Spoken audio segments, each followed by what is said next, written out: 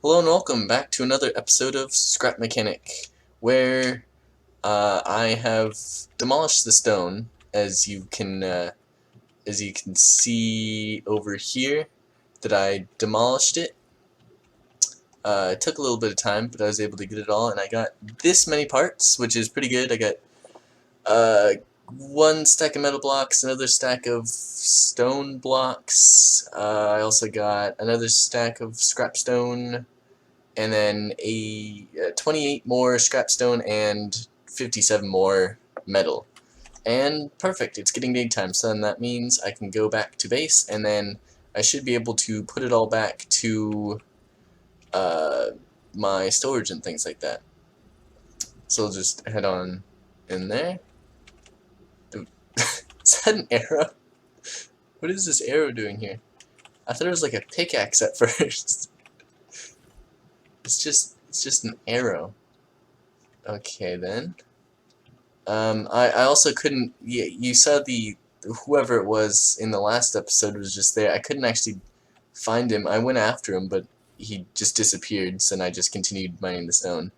Um, so anyways, let me go ahead and put back materials, and I think with these materials I may actually be able to create a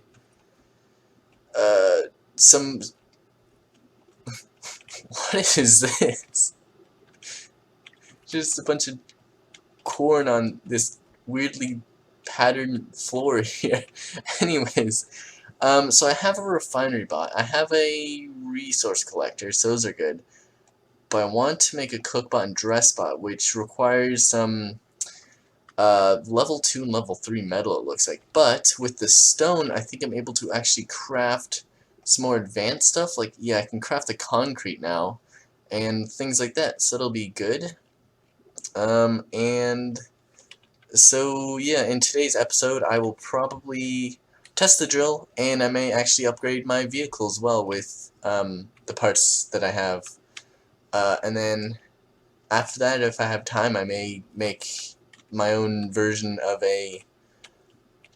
basically an automated miner, because the thoughts that I have right now for making an automated miner would just be to make just a huge platform of drills that just come down on the stone, and then just have the resource collectors right above it. So I may test that idea out. But yeah, that is my plan. I think I'm going to um, possibly farm a little bit, and yeah, that'll be my plan. Alright, so I have been off doing some basically resource gathering and exploring, and I actually found a location of another warehouse. And next to it, I actually found a place to get more ambers, which is good, or embers, I should say, not ambers. Found some more customization stuff. This is what the rest of in here. Collected more clams, oil, things like that. But I am able to actually craft craft a cookbot. So this should help us out, or help me out, in getting food and thirst and stuff up. He he's that small. Oh, okay then, just 3. Mechanic's favorite food fills up the hunger meter to the max. Okay, so this is interesting. This isn't really what I expected, but it's kind of cool. Revival baguette. Feed your fallen friends to get them back on their feet and back in action. This is just a solo world as far as I'm concerned. Veggie alternative fills up the hunger meter to the max. So these are both. Oh, one's a vegetarian though. So that's interesting, and it requires potatoes, which is kind of cool. I thought that, but none of this is kind of drinks, but I guess milk is a good alternative, and tomatoes and things. And you still do need to, like, get all the other stuff and things, because that's kind of what you need for uh, the trader over there. Um, and actually, with the Ember Force, there's actually some more trapped dwarves, so that's cool. But anyways, we're gonna get back to doing some more scrap mechanic, I guess. Alright, I think I got a decent amount of stone from basically the stone that I demolished over there. You can see I have two stacks of 256, then 28. Hopefully this should be enough to basically revamp this car and make it look better. So I'll strip all this off, strip it of everything, and then put it all together in a much better way that will hopefully benefit everything, and this rule won't be part of it. That'll be part of a separate creation later, which hopefully I'll be able to design. And what what are these doing here? I don't remember putting these things there. Anyway, let me get straight into it.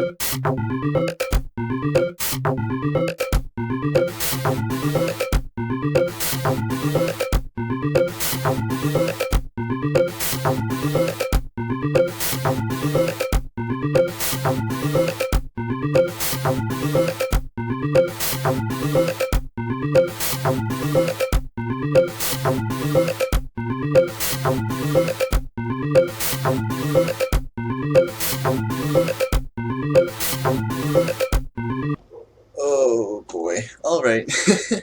I've finished my new vehicle here, as you can see, and it's working pretty good. So that is good. I decided to make it kind of like a UFO, I guess, because I thought maybe that would look cool, because I was going to do like a truck or something like that. I forget these arrows were here. But I decided, you know what, I'll go with like something that looks like a UFO or something like that. Um, so yeah, that's kind of what I did. As you can see, I trimmed off the edges there and moved all this here. I have my big chest here. Everything is all organized like that. It's all looking pretty good. I moved the wheels out farther for less flipping and issues. It's still back heavy, even though I put everything up front, which is very odd. Um, I've also run out of gas, so I need to get more of that. But that'll be it for this episode. This episode, I know, is late, but like I said in my update video, last video, I've been busy doing stuff. So hopefully I'll get started on possibly a drill or something like that. So yeah, that'll be it for this episode. Stay tuned for the devlog, as I will be talking about one of the really main things that I wanted to talk about, which is the farm bots, because they are the main focus of the game, and it's the first time that we actually see farm bots in this game, and which is really cool. But you know, it always has more potential and more ideas that you can play around with to change up and make the farm bot. So yeah, anyways, stay tuned for the devlog. No, not the devlog. The game dev talk. I'm not a developer. So yeah, stay tuned for that. Alright, now on to the game dev talk. What will I be talking about today? Well, I kind of hinted to it, but two parts. First part, the scrap mechanic farm bots, and just ideas that I had for it, and then the second one is kind of talking about the story outlook and how to kind of shape your story ideas over time, things like that. So, starting off with the scrap mechanic farm bots, one of the things that I kind of want to talk about is maybe include some inverse kinematics into the farm bots, as I think that may be kind of the match and kind of idea that is kind of with the farm bots, because you can see you can run them over, they flop around, things like that. You hit them with water, and they basically go into a ragdoll animation. But then all of a sudden they kick back up and they're in their static animation pose, and you can very much tell that they're static, especially whenever they quickly jump up like that. Now, something that could help with that is inverse kinematics. I don't exactly know how inverse kinematics work, but I've kind of seen that, and I've seen that in the game um, Carlson, which is being made by a YouTuber, uh, where they kind of just include physics in kind of that way, and seeing that, and then kind of matching it with the farm bots, I think that would look pretty cool and get that nice match between um, having them go from strict animations to just floppy ragdoll physics, because whenever you're like rolling around, you're not gonna just accept that you're being rolled around. You're gonna try and get out of it and things.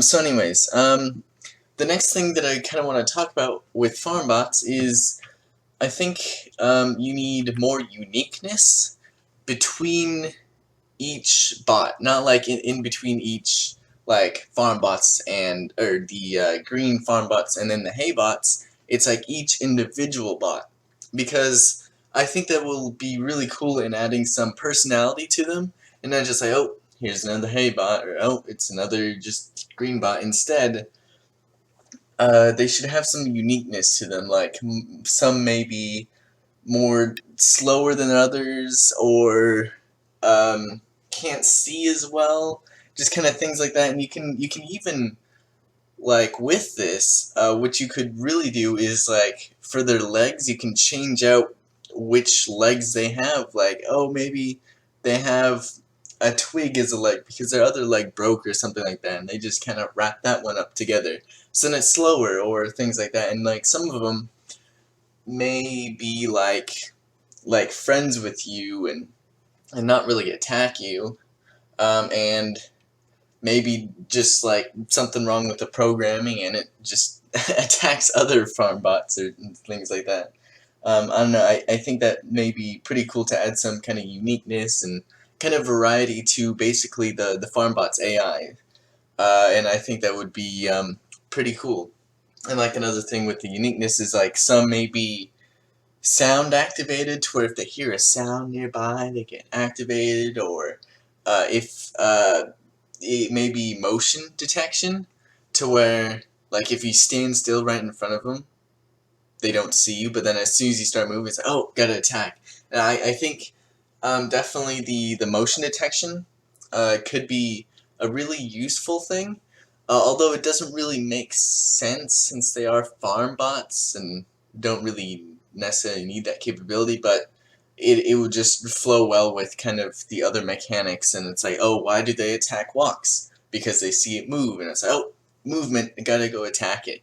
It may be for like pest control, that it's like, oh, I see something moving around in the vicinity, it must be a pest, so I gotta go attack it, and things like that. So yeah, I think that would be pretty cool.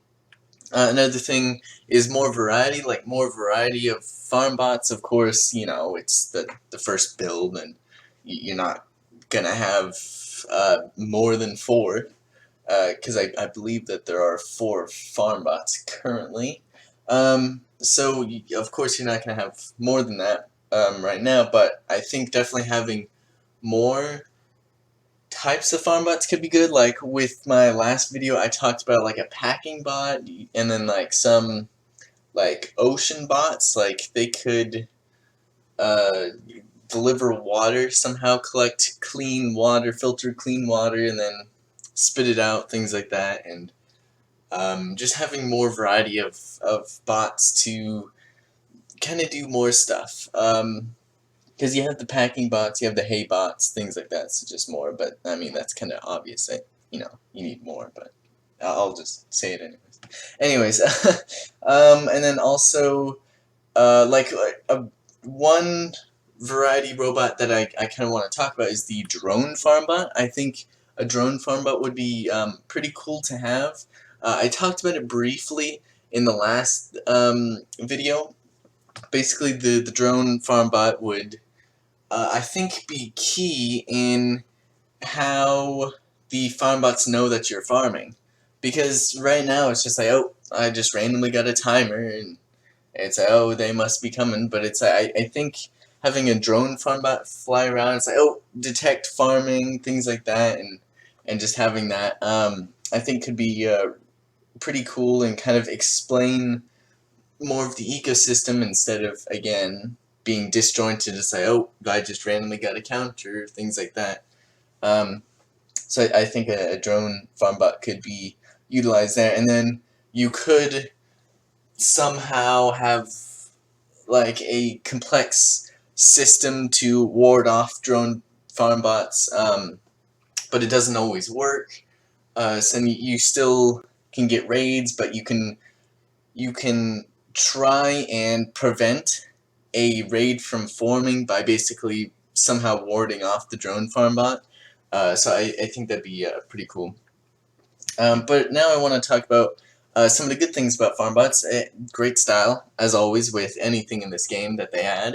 It really fits with this cartoonish scrap mechanic aesthetic that they have, and it works pretty well.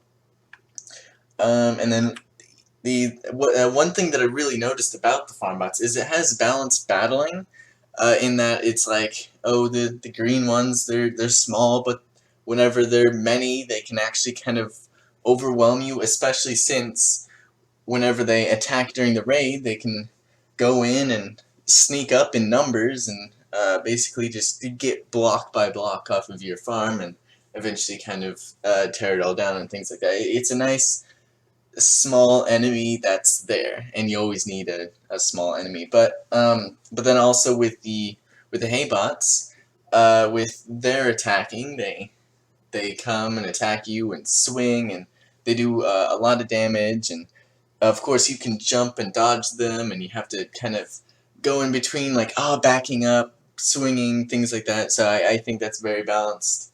Um, and then with I haven't really seen what the scissor bots do, or the packing bots, I should say. I've kind of battled one, but I just snuck up on him and kind of attacked him. But now I know that they can use the scissors to attack you, and that deals a lot of damage. But then they can also do long range projectiles, which is the same as the big red boss farm bot as well. They can they come up, slice you, and shoot projectiles, things like that, to kind of make it harder. But I think maybe introducing something else, another tactic in order to attack, would be cool as well. And then also another thing that I kind of wanted to say about it is the navigation and AI. Now, granted, it's not perfect right now, but it is actually pretty well for what it is right now, currently. Because I know navigation and the AI can be a complicated thing to kind of fix and tweak, because there's always going to be some case here or there which they still need to kind of work on, but right now it's pretty good, especially since I believe this is their own game engine. So, because like Unity, it already comes with a navigation system. You can just plug that in, even though I haven't really used it. Um, but yeah, like the navigation AI, it seems pretty good. Needs a bit tweaking here and there, but it's definitely a good start and something that works pretty well. So then now on to the story outlook. Basically, just what to keep in mind while making and creating the story from basically start to finish. So the first thing that you should do whenever you think up of some type of story is write down your ideas. Now I know it'll be like, oh well, I kind of know the basics of it, and this is kind of my thought process. It's like, okay, I kind of know what I want to do, and I'll just kind of make it and things like that, experiment around with it. But it's definitely good to write down your ideas because then you can keep in mind your original thoughts, and that's very important because then, like, midway through it, you may be like, oh, do I really want to create this, and why did I do this, and you just get demotivated for the project. But if you keep in mind your original thoughts, and writing them down can help, then you can kind of see, okay, this is kind of what inspired me to do this, and this is kind of the goal in mind, and why I was so enthused to do it, which is something to look into because you don't want to just kind of cheap out on what you want to make, and just kind of keep it in mind. So, and of course, don't be afraid to change though. Keep in mind your original thoughts, but just know that another idea may come to mind that you should try and experiment with, because you may hear it's like, oh well, like I want to make a first-person shooter game, but then um, it's like somebody says, oh well, what if it's can be a more of a fun, goofy game, and it's like, well, no, that's not my original thought. But experiment around with it and think in your mind if it will be logical and would make the game better if you made that change. So, and that kind of goes with be open to criticism.